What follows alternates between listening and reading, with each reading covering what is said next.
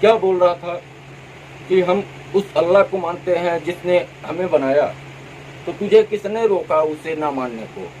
किसने रोका कि तू ना मान उनको? तुझे किसने बोला कि तू पाखंड को मान? तू अपना इतिहास पढ़ और हिंदुओं का इतिहास पढ़। हिंदुओं ने कभी धर्म परिवर्तन नहीं करवाया, और नहीं तो दो मुट्ठी लोग तुम सीना जोरी करते। हिंदुओं की सहिष्णुता ही है, हिंदुओं की बर्दाश्त करने की क्षमता ही है कि धर्म के नाम पर दो दो देश बंटने के बाद भी तुम जैसे दोगले आज भी यहाँ पे हैं और इन्हीं को आंख दिखा रहे हैं। उनकी सहिष्णुता ही है कि तू आज ऐसा बोल रहा है। नहीं तो किसी इस्लामिक राष्ट्र में एक भी हिंदू इस तरह से बोल के नहीं आ सकता। पहली बात तो वहाँ पे हिंदू रहने की बातें नहीं की जा सकती। हिंदुओं का तो जीना हराम हो गया है इस्लामिक राष्ट्रों में। किस इस्लामिक राष्ट्र में हिंदू हैं? एक भी इस्लामिक राष्ट्र बता दो जहां हिंदू मंदिर बची हो। हिंदुओं की जनसंख्या पर डे न कम हो रही हो, हिंदुओं के मंदिरों में रोज हमले न होते हों। अफगानिस्तान से लाखों लोग और पाकिस्तान से लाखों लोग भारत में आके बेचारे किसी तरह अपनी जिंदगी यापन कर रहे हैं। अरे गद्दार दोगले, तू बता दे कि यहाँ से कितने मुसलमान गए किसी इस्लामिक देश में? भारत से कितने मुसलमान प्रताड़ित होकर किसी इस्लामिक देश में गए? एक का नाम बता दे दोगले। और तू बोल रहा है कि मुसलमानों को इसलिए मार रहे हो कि ये आपके किसी चीज को नहीं मानते। अरे गद्दार दोगले, ये बता कि कितने लोगों ने मारा कि तू होली खेल, दिवाली मना? कितने लोगों ने मारा? कब किसी को परेशान किया कि तू पूजा कर ही? पर तुमने क्या क्या किया है ये जान ले। माँ बाप के सामने बच्चों को चीर दिया है धर्म परिवर्तन के लिए। छोटे छोटे बच्चों को चीर के दो फाड़ में कर दिया है सिर्फ धर्म परिवर्तन के लिए। लोगों को धर्म परिवर्तन के लिए आंखों में जलता सलिया डाला है। लोगों को आरा मशीन से कटवाया है। लोगों को चिमटे से उनकी एक एक मांस नोची है। चिमटे से एक एक मांस नोची है। न जाने कितने सिखों को तुमने मारा धर्म परिवर्तन के लिए, न जाने कितने हिंदुओं को तुमने मारा धर्म परिवर्तन के लिए। और तुम दोगले बोल रहे हो कि हम मारते हैं मुसलमानों को। अगर तू तेरे में दोगलेपन का खून ना होता, अगर तू दोगले बाप की औलाद ना होता, तो तुझे दूसरे देशों में हिंदुओं की हालत दिखती। अरे हिंदुओं की बात छोड़ दे, तुझे इस्लामिक देशों में मुसलमानों की बात दिखती। तू बोलता है ना कि हमारे यहाँ जाति पाति नहीं है। इस मुंह से तू बोल रहा है कि तेरे यहाँ जाति पाति नहीं है। हमारे यहाँ जाति पाति है, भेदभाव मान लिए कि है, पर किसी का कत्ल तो नहीं कर रहे।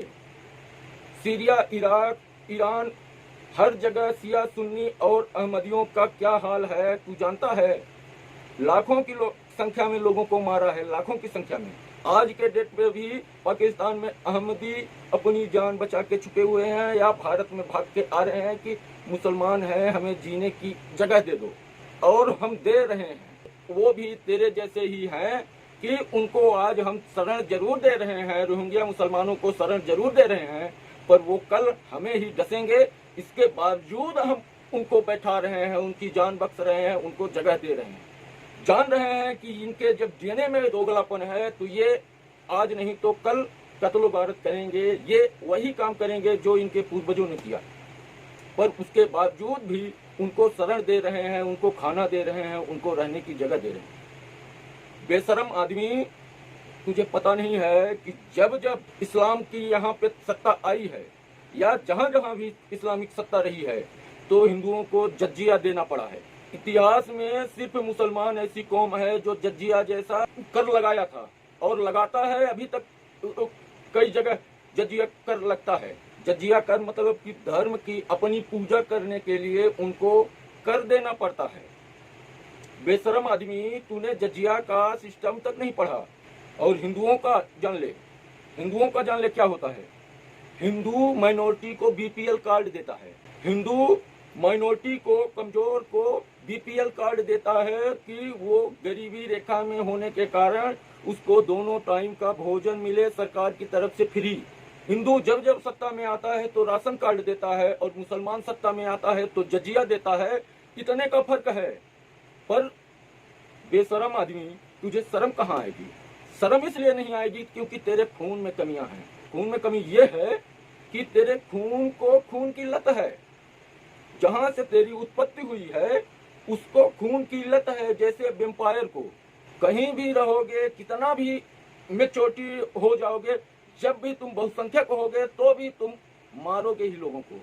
जब तक हिंदू या गैर मुस्लिम रहेंगे तब तक उनका खून पियोगे, उनको मारोगे, और अगर वो खत्म हो जाएंगे उसके बाद तुम शिया, सुन्नी, अहमदी और इनको खाना शुरू कर दोगे, पर खून जरूर पियोगे। ये फर्क है हमारे में और तुम्हारे में। तुम्हें खून की लत है, इसलिए तुम्हें भारत में हिंदू अत्याचारी लग रहा है, हिंदू अत्याचारी दिख रहा है। वो सिर्फ खून की तलब है, और नहीं तो जिस तरह अफगानिस्तान की मस्जिदों में हमेशा बम फूटते हैं, इस्लामिक राष्ट्रों में दूसरे फिरके के लोगों की मस्जिद तक नहीं बर्दाश्त करते तुम लोग। दूसरे फिरके की मस्जिद में हर रोज बम ब्लास्ट होते हैं, और तू बेशरम आदमी, तू बता रहा है कि यहाँ हिंदू प्रताड़ित कर रहा है तुझे, हिंदू मार रहा है तुझे। एक चोर के मारे जाने में तू हिंदू मुस्लिम आ गया। तू बता रहा है कि हिंदुस्तान किसी के बाप का नहीं है। कौन कहता है कि हिंदुस्तान किसी के बाप का नहीं है? जिस समय ला इलाहा के नारे पे पाकिस्तान बना, बांग्लादेश बना, उसी दिन हिंदुस्तान हिंदुओं के बाप का हो गया। उसी दिन, जिस दिन पाकिस्तान और बांग्लादेश धर्म के नाम पे बना, उसी दिन हिंदुओं के बाप का हो गया हिंदुस्तान। और हिंदुओं का बड़प्पन है, उदारता है, हिंदुओं की उदारता है कि तुम जैसे लोगों को बर्दाश्त कर रहा है। और ये उदारता हिंदुओं में तब तक रहती है जब तक हिंदू खुद माइनॉरिटी नहीं हो जाता, और माइनॉरिटी होने के बाद जब आंखें खुलती है उसकी, तब तक बहुत देर हो चुकी होती है। हिंदुओं को जब तुम्हारी असलियत सच में दिखने लगती है, तब तक बहुत देर हो चुकी होती है, और उस जगह से भागने के अलावा दूसरा कोई चारा नहीं रह जाता। जान दो, धर्म परिवर्तन करो, या उस जगह को छोड़ के भाग जाओ, यही लास्ट चारा रहता है। और जब तक इस स्टेज में नहीं पहुंच जाते, तब तक हिंदुओं को सहिष्णुता का बुखार चढ़ा रहता है, और तुम लोगों का असली चेहरा नहीं दिखता।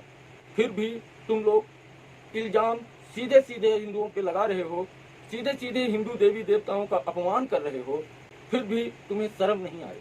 तो भले तू इतिहास की किताब लेके पहले पढ़ ले कि लिंचिंग करके धर्म परिवर्तन कौन करता रहा, कौन जज्जिया लगाता रहा और कौन बीपीएल देता रहा। धर्म के नाम पे लिंचिंग करने वालों का इतिहास तू देख ले, धर्म के नाम पे देश को बांटने वालों का इतिहास तू देख ले। देख ले कि मुस्लिम लीग बंटवारे के चुनाव में मुस्लिम लीग का रिजल्ट देख ले, चुनाव का रिजल्ट क्या है, मुस्लिम लीग कहां कहां से कितना वोट पाई थी वो देख ले, शायद तेरी आंखें खुल जाए। मुस्लिम लीग के चुनाव परिणाम देखने के बाद भी हिंदुओं ने एक्सेप्ट किया तुम्हें, और तुम 20% से 35% हो गए सुअरों जैसे बच्चे पैदा करके। पर पाकिस्तान में 30% से 2% में आ गए। ये हालत तुम्हें नहीं दिखेगी, तुम दो गले हो, और तुम इतने फल फूल रहे हो, वो सिर्फ हिंदुओं की देन है।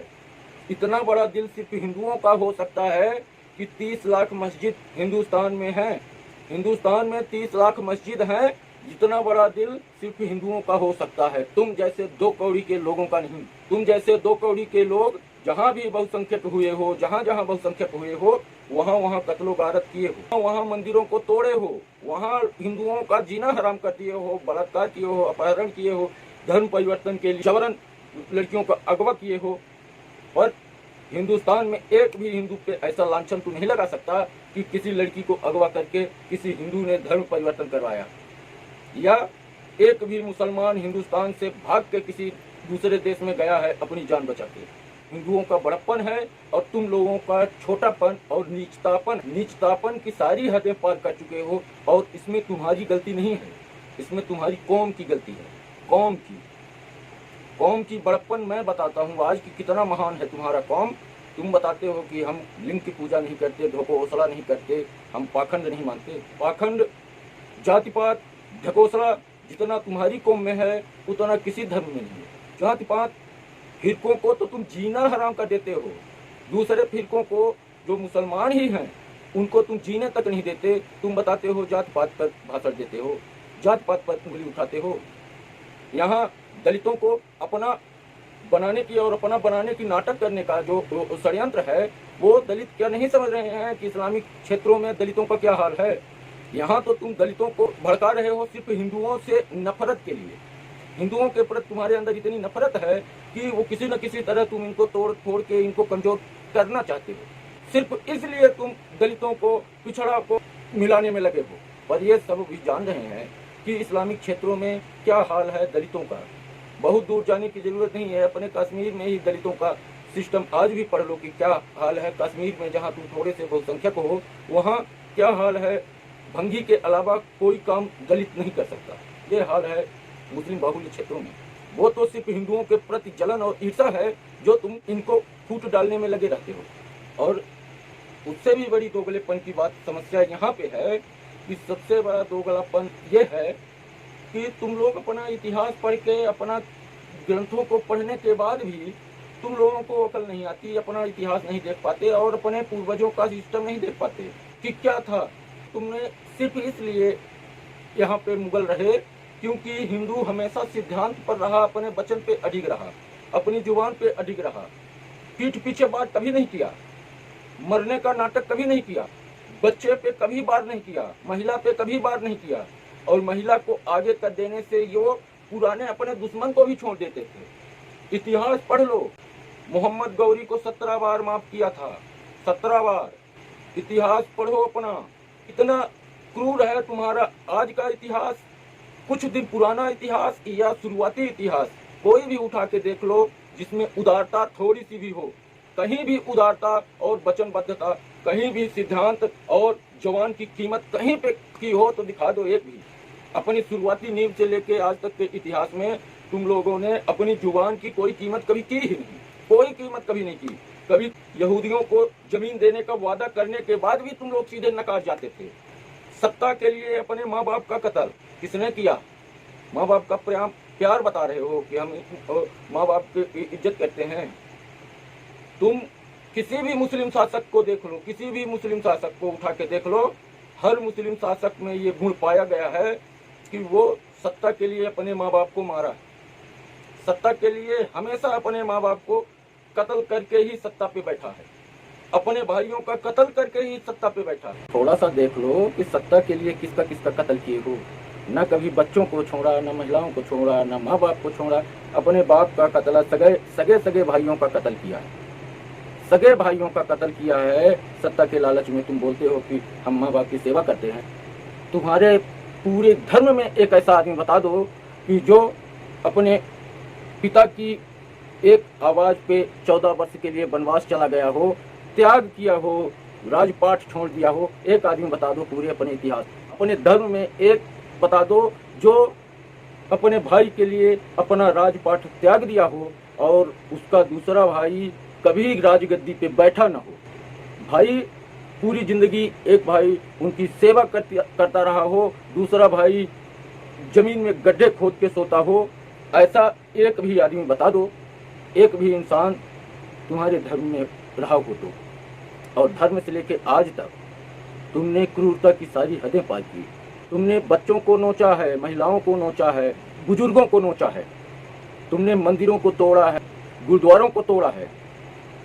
तुमने धर्म परिवर्तन के लिए क्रूरता की सारी हदें पार की है।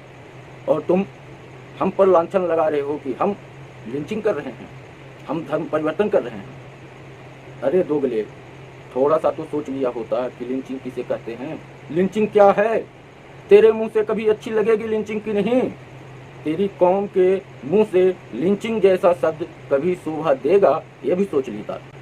एक नहीं 1000 उदाहरण है, पर हिंदुओं में तू एक उदाहरण नहीं दे सकता। और सीरिया, ईरान, इराक और यमन में हिंदू मार रहे हैं, मुसलमानों को हिंदू मार रहे हैं।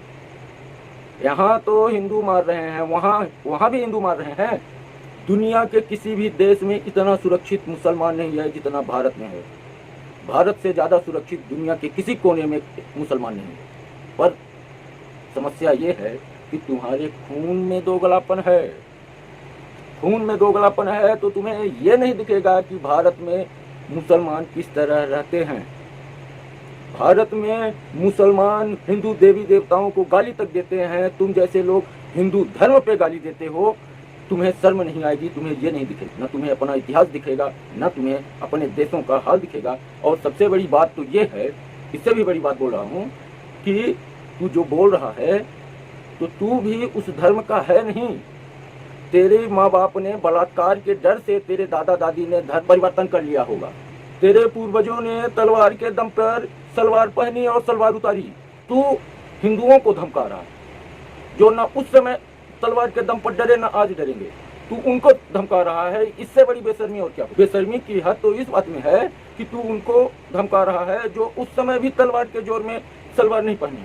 और तू बेशरम आदमी, तेरे खून में जो है खून वो हिंदुओं का ही है, डरपोक हिंदुओं का खून तेरे में है। उस समय उन्होंने तलवार के दम पे जजिया के डर से, थोड़े से जजिया कर देने के डर से धर्म अपना लिया। उनकी पैदाइश है तू।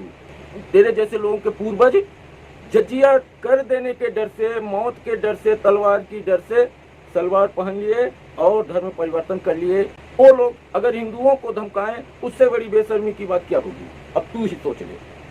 तू इराक से नहीं आया है, तू ईरान, मक्के, मदीने से नहीं आया है, तू हिंदुस्तान से है। और हिंदुस्तान से जितने भी मुसलमान हैं वो धर्म परिवर्तन सिर्फ हिंदुस्तान में नहीं, पाकिस्तान और बांग्लादेश में भी जितने मुसलमान हैं 99% मुसलमान हिंदू से मुसलमान बने हैं। और तू उन्हीं हिंदुओं का खून है जिन्होंने डर के मारे धर्म अपनाया, और तू उन्हीं को धमका रहा है जो कभी नहीं डरे। थोड़ा शर्म कर और अपना इतिहास पढ़। बस इससे ज़्यादा और कुछ नहीं बोलूँगा। बस धन्यवाद। इसी मैसेज के साथ आपसे निवेदन है कि वीडियो हर हिंदू तक और हर हिंदुस्तानी तक जरूर पहुंचाइए, मुसलमानों तक भी पहुंचाइए, हर धर्म के लोगों तक ये वीडियो पहुंचाइए। और अगर इसमें मैं कुछ गलत बोला हूं, अगर इतिहास के बारे में गलत जानकारी दिया हूं, तो आप कमेंट करके बताइए और दोस्तों से शेयर जरूर करिए। बस धन्यवाद, नमस्कार।